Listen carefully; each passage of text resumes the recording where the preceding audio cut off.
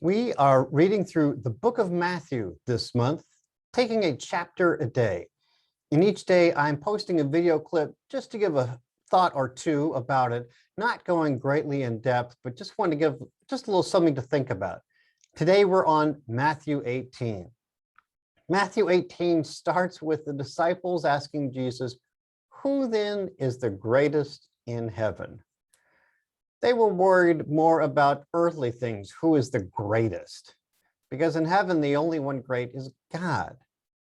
And then there's all the other people, all the other beings.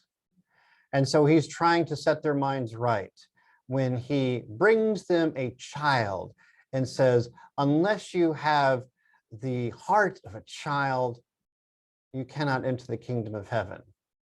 Whoever receives this little child in my name receives me. He's trying to get their focus right. They need to be focused on the kingdom of heaven, focused on loving other people, not focused on themselves. Because when we focus on ourselves, we get way too far afield. We are not the greatest today or ever have been. Unfortunately, that's one of the difficulties of mankind is we pump up ourselves, we can be arrogant. Maybe for each of us, it's only in one or two fields of our expertise and our specialities.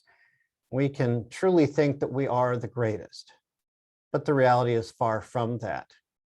And we know in some of the other gospels that the disciples argue about who then can sit on his right and who then can sit on his left.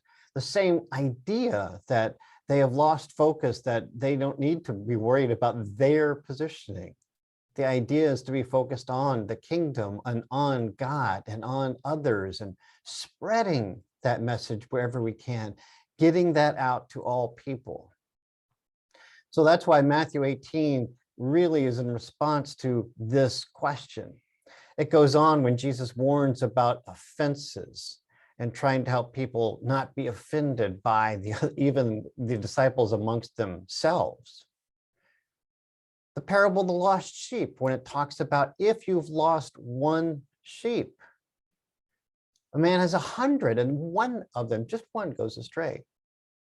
Does he not leave the 99 sheep and go find that one?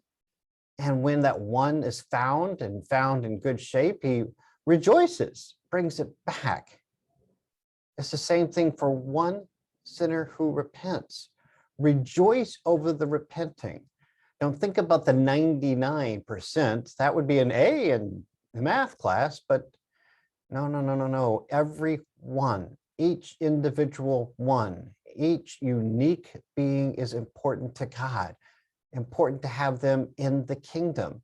We need to all be right with our brothers and sisters in Christ, not be offending them, but be encouraging them in the kingdom. That's why it goes on even to deal with a sinning brother. It's almost like here's a formula. If a brother or sister sins against you, tell him his fault. And if he hears you, you've gained a brother. If he does not, then you take it with one other. You can go to the elders of the church. He's talking about getting in right relationships with our brother and sister. We need to be in right relationships with our brother and sister in Christ because together we can do so much more for God. We could advance the kingdom with greater strides. We can do bigger projects. We can help out more. It's all about where is our focus? Where is our heart? Who are we loving? We need to be loving the least of these. Who is the greatest? It's God. It's not me. It's not you. It's God. Let's remember that from Matthew 18.